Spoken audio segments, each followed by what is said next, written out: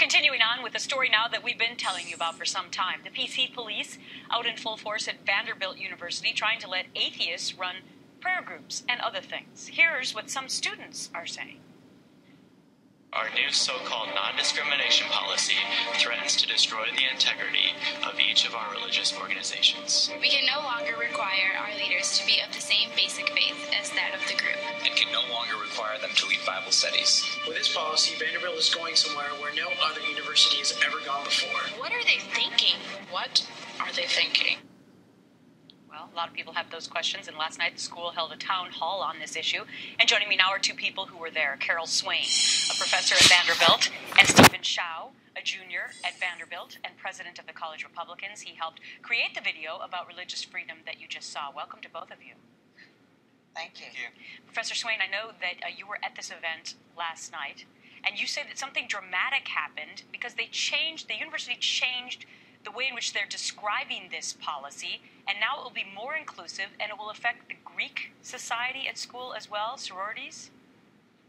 Well, the university constantly shifts its explanation of its policy, and for 10 months, it described the policy as an anti-discrimination policy. So we've been told repeatedly that it's an anti-discrimination policy.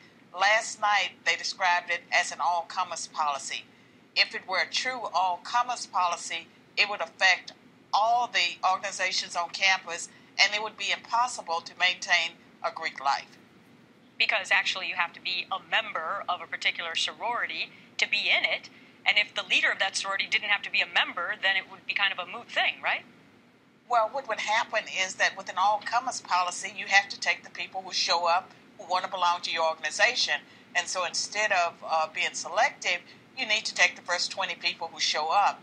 And I think the university is digging itself deeper and deeper into a hole because they keep shifting the language. They held a town hall meeting in a building that would not accommodate the town, and they would not allow the religious groups to have a spokesperson to speak for even 5 minutes. I raised my hands.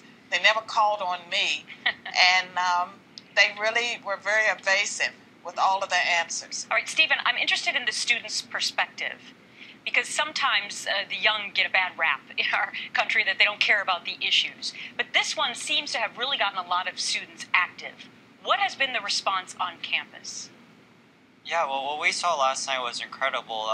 More than 200 students were in that room, and about 95% of those students were against this policy, and at least that many, if not more, were outside who couldn't get inside because there were so many people there. And the people that were there, many of them, a huge number spoke up and spoke sincerely about how much religious life has meant to them at Vanderbilt and how it is their anchor.